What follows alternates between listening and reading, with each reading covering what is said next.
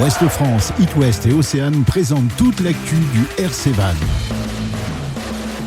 minutes 30 de folie à la Ravive. C'est Boutier qui va aller au bout. Il va aller au bout, Boutier. Aujourd'hui, Van est content. Le club est content et je suis content. Salut tout le monde, c'est reparti pour une nouvelle saison de rugby. Ça va plaquer. Le podcast sur le RC Vannes reprend aussi du service. Pas de changement dans l'équipe. Salut Jean-Luc. Bonjour à tous. On repart pour une nouvelle saison et pour nous accompagner sur ce premier épisode de la saison, un ancien joueur du RCV qui fait toujours partie du club, c'est Karl Château. Salut Karl. Bonjour tout le monde. Merci d'être avec nous pour ce premier épisode. On enregistre quelques jours avant le premier match de la saison de direction Brive. On va en reparler juste avant. Karl, comment ça va ? Ton été était un petit peu différent par rapport aux autres saisons ? Ouais, très différent, mais pas moins bien. J'ai profité du coup de ma famille, de ne pas être trop sur la préparation physique aussi. C'est quand même une période qui est assez dure et éprouvante physiquement, mentalement aussi. Donc pour une fois, depuis des années, ça fait du bien d'avoir été libre et d'avoir été en vacances comme tout le monde à peu près. Tu as pu profiter un petit peu plus des plages bretonnes ?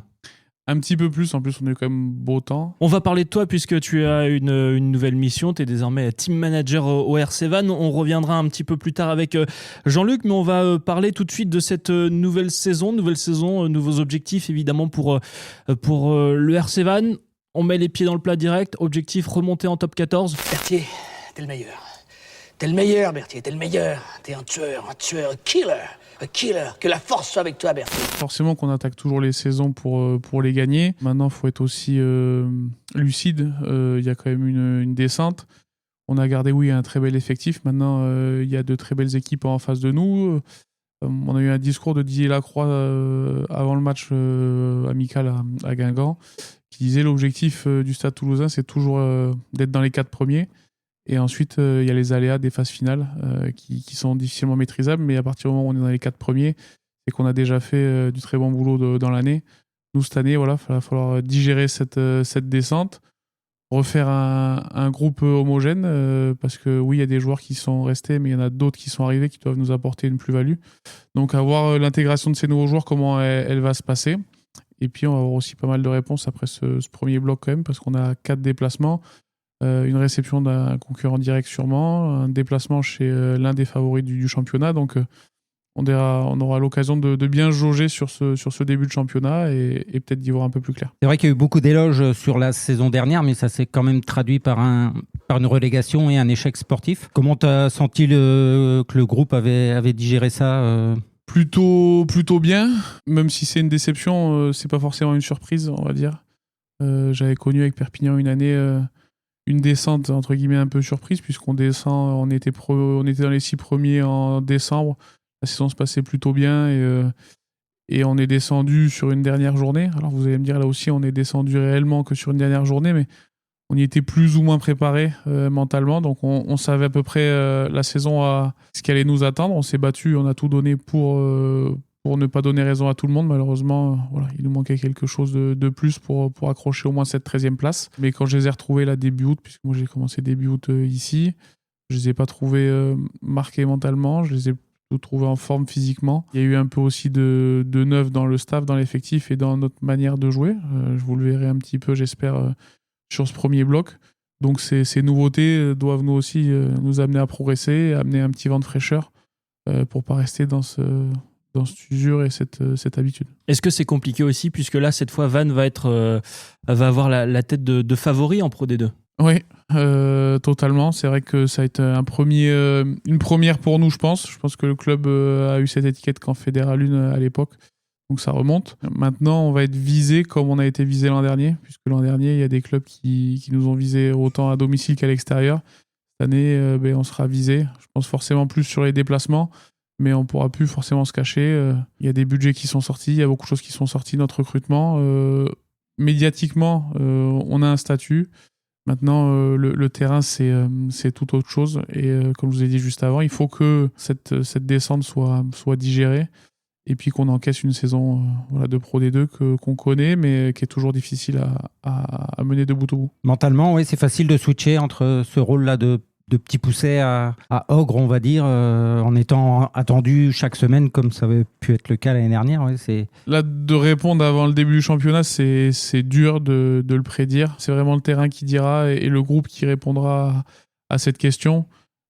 Parce que je vois des effectifs partout où en Pro D2 maintenant il y a des effectifs complets comme il y a à Brive, à Aix, mais des équipes qui ont des très beaux 15 aussi, qui sur un match je pense sont capables de gagner contre tout le monde. C'est un peu qui arrive à Montauban. Je suis pas sûr qu'ils aient une profondeur d'effectifs énorme l'an dernier.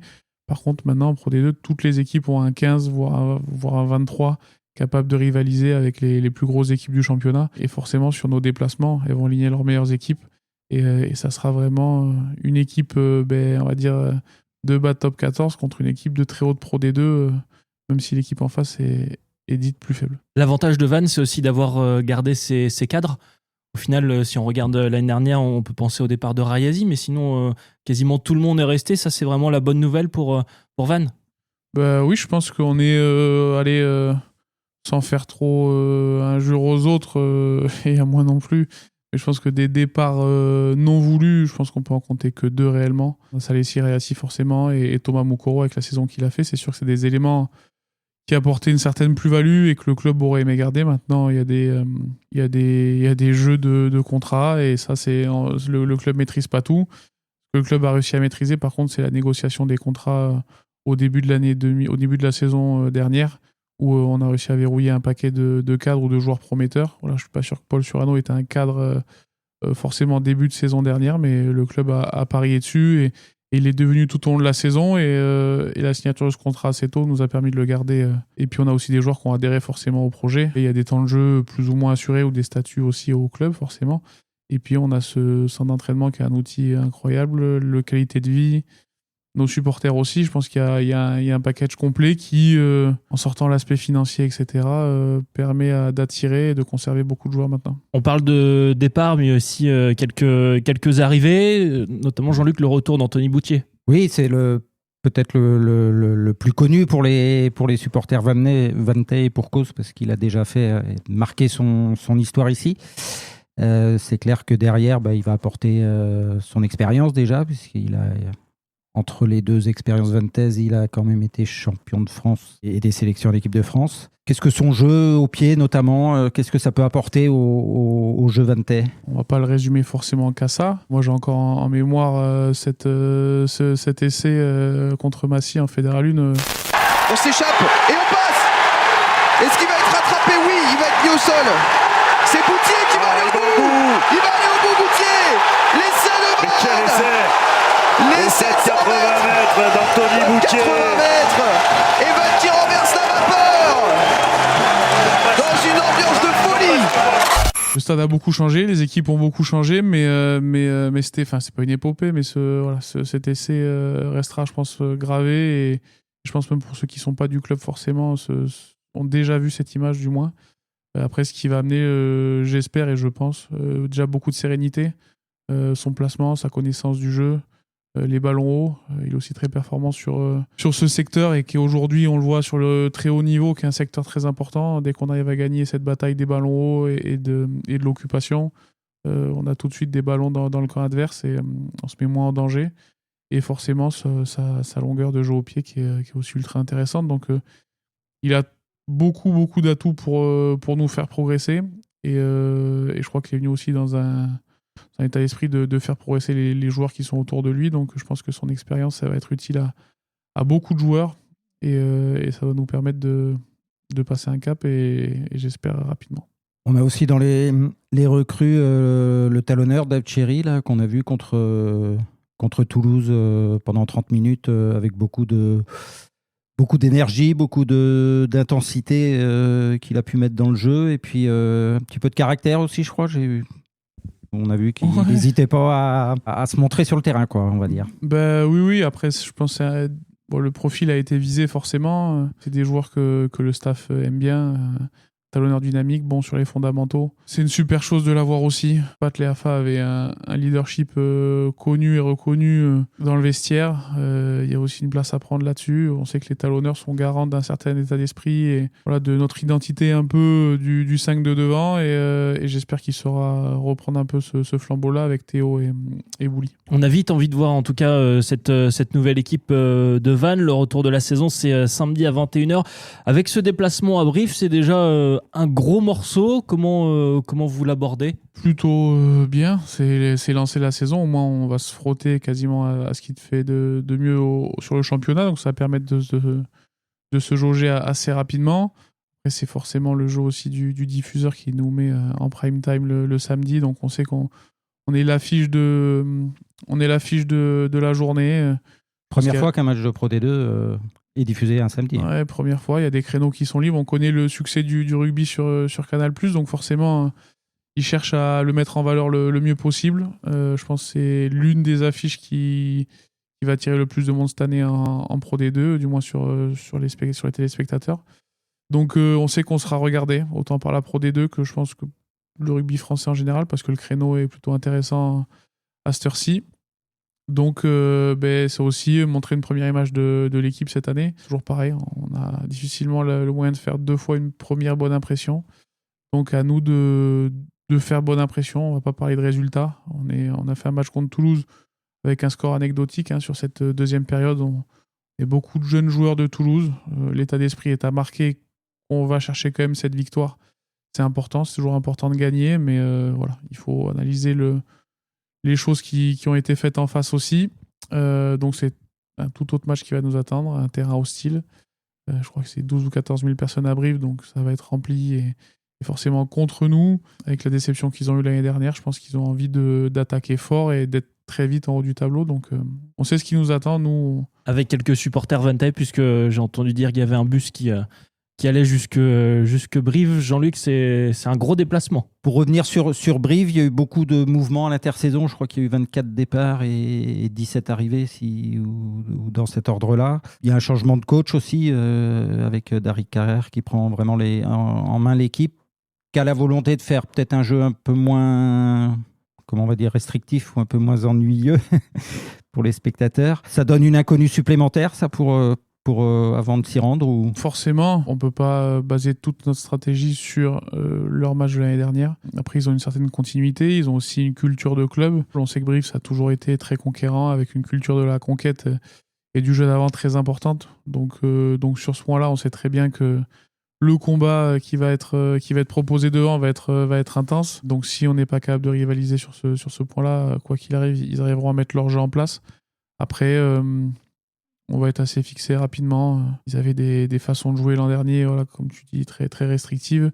Si dès le début du match, il y a des changements sur leur sortie de camp ou sur leur manière de jouer au pied, on aura quelques indicateurs et je pense que le staff a préparé des scénarios ou du moins des discours en fonction de ce qu'ils vont voir sur les 20-30 premières minutes et ce qu'ils ont un peu remarqué sur les matchs amicaux aussi. Après, c'est toujours pareil.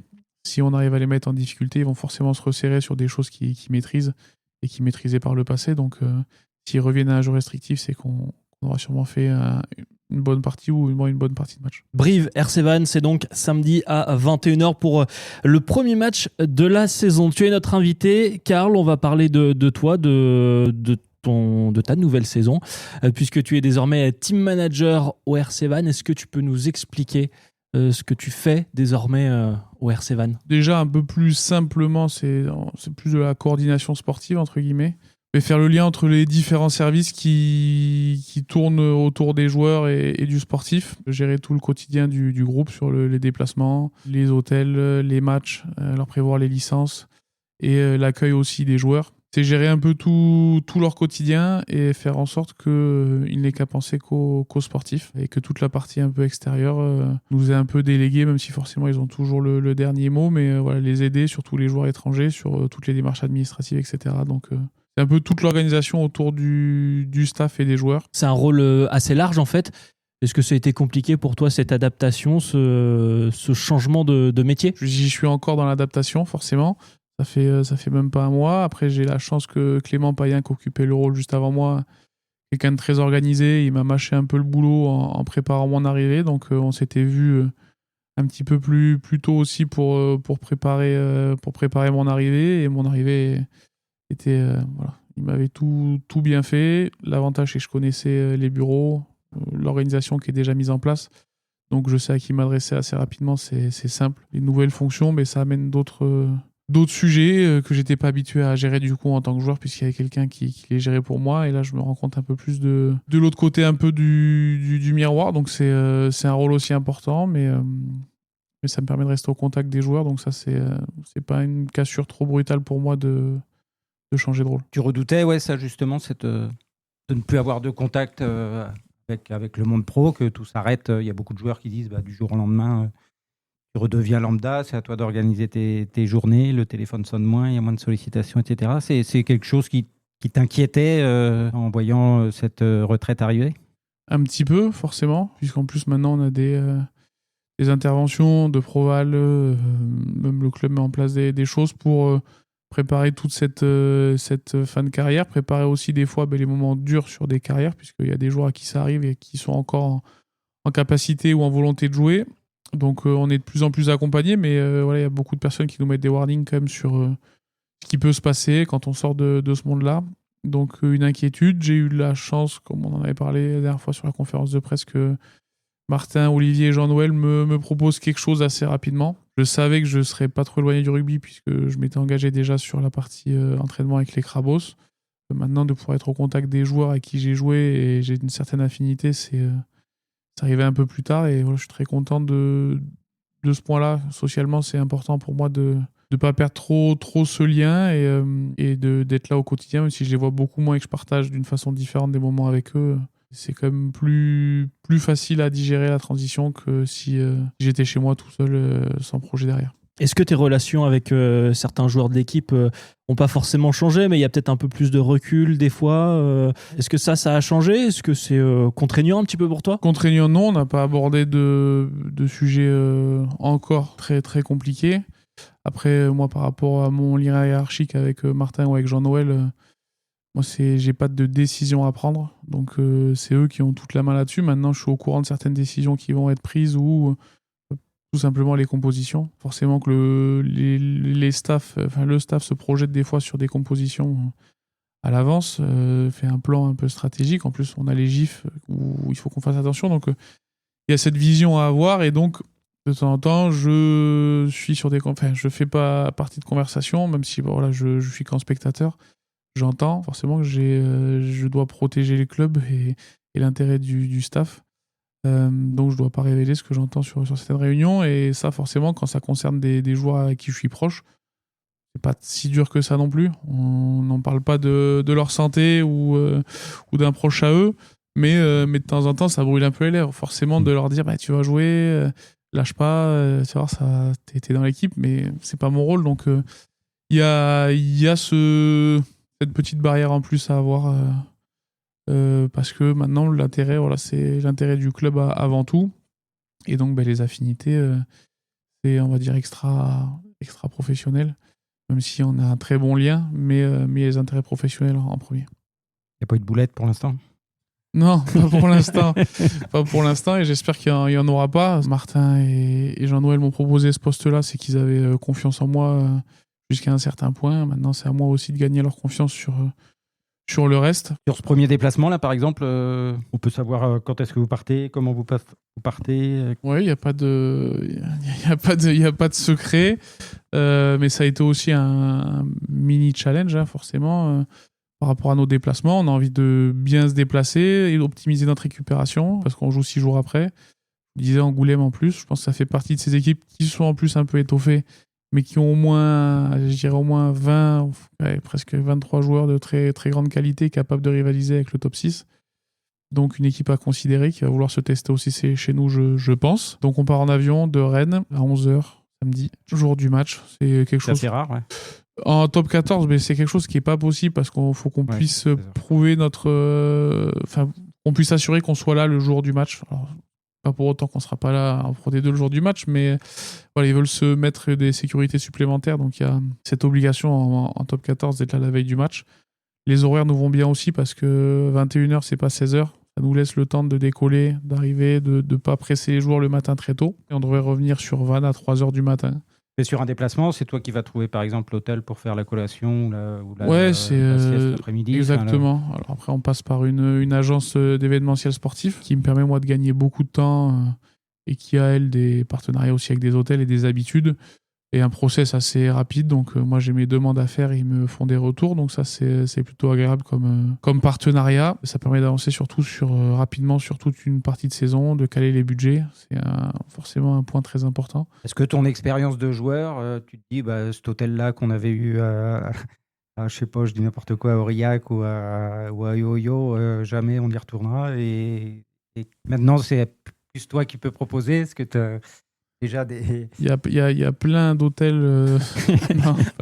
Non, il y en a des hôtels dans lesquels, en tant que joueur, je me disais qu'est-ce qu'on fout là. Maintenant, en Pro D2, on est quand même dans des villes moyennes, voire même des petites villes dans lesquelles il n'y a pas forcément beaucoup d'options pour accueillir des effectifs. Voilà, on est quasiment entre 45 et 50. Avec la restauration et les exigences du cahier des charges de la diététicienne à respecter. Et ça, tout le monde ne peut pas l'offrir. Donc, voilà, on est obligé de faire des concessions à certains moments. Ça ne nous fait pas forcément toujours plaisir.